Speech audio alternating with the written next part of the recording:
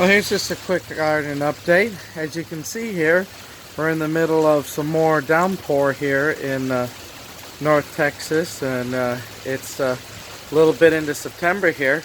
You know, the killer thing is, where was all this rain when we needed it in June, July, and August? Now here we are with about our third, fourth day of rain straight, and look how green the garden is.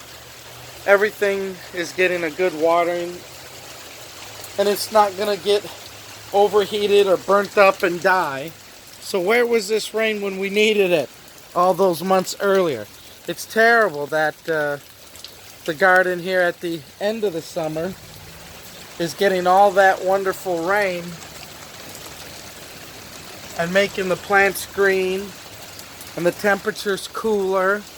And so things like beans and pepper plants that look like they were going to burn up and die are now all kind of rejuvenating here.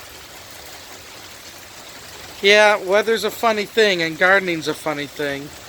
And all the things that we do to keep it alive. And now we got more rain than we know what to do with. But I guess we'll take it. We're enjoying the cooler weather. And when you look at the plants and the leaves, they're not burning up. We don't have to water and waste money watering every day for hours on end. We're just letting everything just soak in. Hopefully, once this stops raining, we'll be able to go out there and pick a few things. I got some watermelon that I got to get before the animals do. And the cabbage plants that I put down, something's eating the leaves, those caterpillars. So we have to go and put some stuff on the leaves to get rid of them. That's the only thing with the rain. With the rain comes the bugs. So we got some things that we'll want to plant here. I've gotten 2 bay trees here. I've got 1 cardoon that I need to transplant. And I have some Chinese melon that I want to put out and see if we can't grow.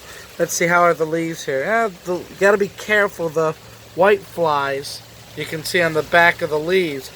Gonna have to spray everything because these little white flies are terrible this year.